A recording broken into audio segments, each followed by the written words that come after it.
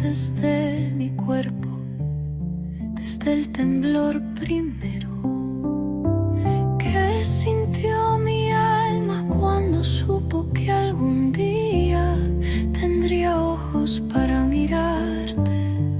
Eres el hilo secreto entre la mano y el fuego, la raíz que canta en silencio dentro de la tierra, la nota que flota entre el pecho y el viento. Ese algo que nadie puede ver, pero que sostiene todo lo que se ve. He caminado por recuerdos que aún no vivía, y allí estabas tú, quieto, constante, esperando que mi piel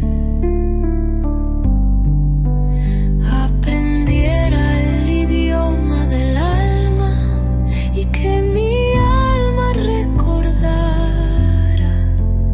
la ternura de los cuerpos.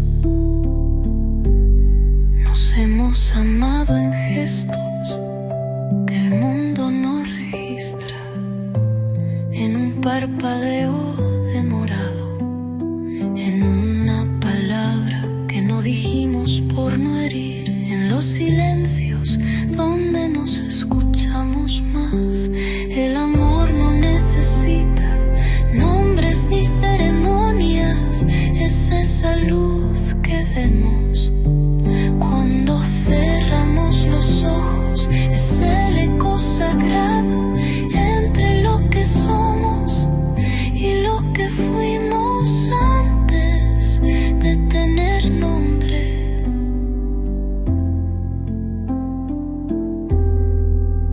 Es la carne que abraza lo eterno, es el amor